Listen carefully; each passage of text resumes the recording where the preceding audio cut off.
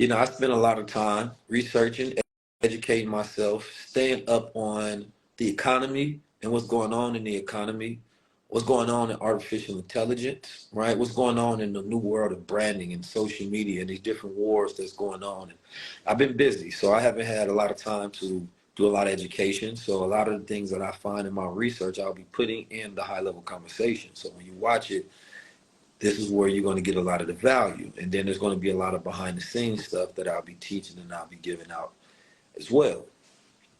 But this currency war is very important.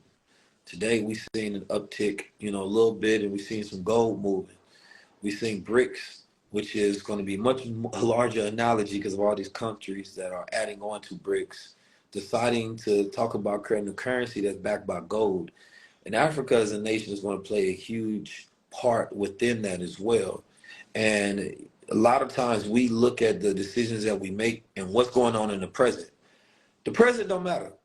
What is going to happen in the next 3, 4, 5, 6, 7, 8, 9, 10 years? And if you can develop a thesis, and this is very important, you stop for a second, take a look around what's happening now, go look at what's historically happened in the last 100 years, right? And then, based on that, you should be able to come up with a credible thesis of what you believe is going to happen in the next 10 years. Cut that down by the next 5 years based on the speed of which things are going, right? And then make decisions based on where you think the economic thesis and model and idea of the future will be. Do not make decisions based on what's happening now with news that you hear. That does not matter. Think about the future and make decisions based on that, right? That's investment. That's how you're going to have the ability. That's how you're going to have the ability, right, for the decisions that you make now to appreciate, right?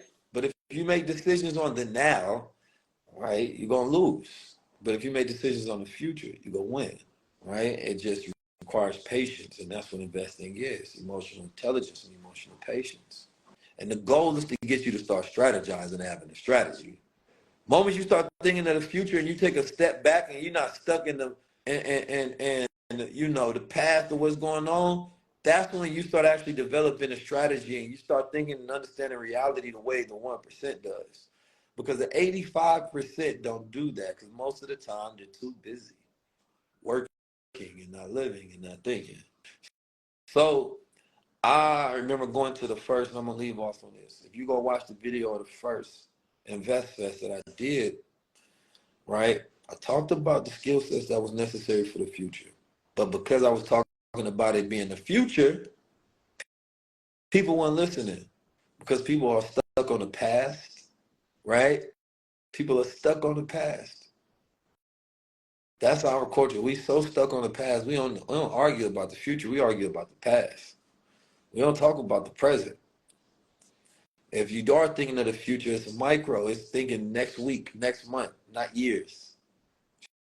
So, with all this artificial intelligence, there's not enough conversations being brought around it. I don't give a damn about Keke Palmer and Usher. Like, that's the stupidest thing for the culture to talk about. It's real life things that's happening on this planet. And what we want to talk about is the most things that don't matter at all. Like, it don't matter. Fuck it. Who cares? Everybody's in everybody's business and nobody has business. So, these things are constantly growing and taking over the world. And instead of focusing on the things that we know are important, we focus on things that we know are not important because we don't want to deal with the responsibility of controlling and owning our own reality. There's artificial intelligence that's growing, this technology that's growing every single day. You should not have no time to complain. You should be putting in the 10,000 hours to study. You should be figuring out how to implement it within your business.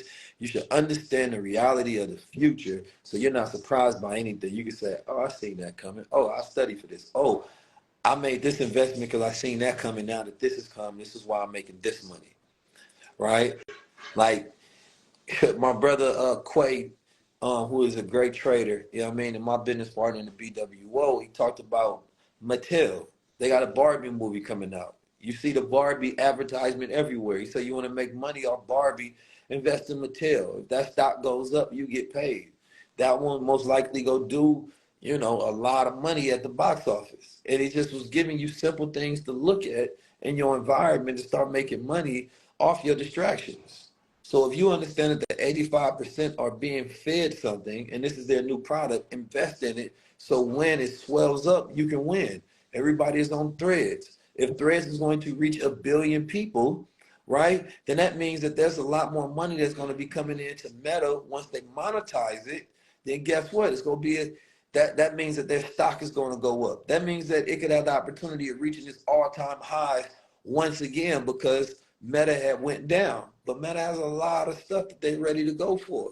You can complain about the price of Apple and its new headphones, or you can say Apple historically has a great rollout of products. Let me go invest in it now before they roll it out, and let's see if I can make some money on these things. You can look at the reality of things that's going on around you. You can complain, or you can train. You can use this as a way for you to invest, to create a thesis to understand the future. You can talk about AI. You can say, what the hell is powering AI?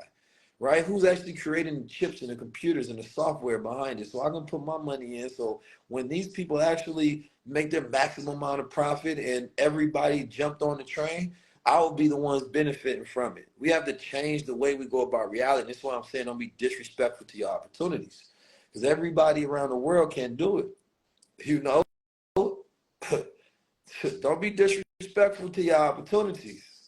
India has one of the fastest growing, and it's going to overtake the American economy, right? China being number one, India being number two, and number three is going to be America. Think about and study how does that have an effect on the world. When analysts are looking at things, they look at what is historically happening, what's happening now, and what is most likely going to happen in the future based on previous events and things having a cycle. So what happens when one nation overtakes another nation, right, in market share and their GDP is higher? What happens? So if you study that, everybody's not studying it. If you study that and then you make a investment thesis and you look at the landscape around the world and you put money in the places that will benefit from the changing landscape of the world, right? Now you're making money and people trying to figure out what the hell you've been doing. So instead of being an analyst in celebrity issues, relationships, problems, entertainment, you can do that same thing, right? Be involved in the gossip of world news, be involved in the gossip of technology, be involved in the gossip of, the economy so these things that you actually pay attention to can make you some money. The mental development is tough. Everybody can't get it. We need to, if we change the way we look, we change the way we think, we change the way we operate, game over. We got our bills connected to Netflix and Amazon and all these things. How many of your bills are connected to wealth? So you say, oh, I got to keep that going because that's making me money. Oh, I got to keep that going because that's making me more confident. Oh, I got to keep that going because that's changing my mindset and mentality.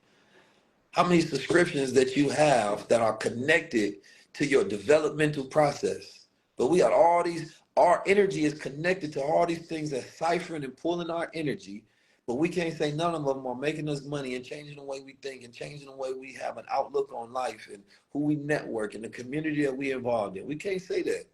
Yet we gotta make sure we pay those bills so we can spend more money on things we don't need and we can watch things that don't improve our condition. Like a lot of times when you take a step back and you look at your own reality, you realize like, damn, I've structured this thing in a way, I've structured my life in a way to keep me where I'm at. And if I start to do the reverse, then I get different results.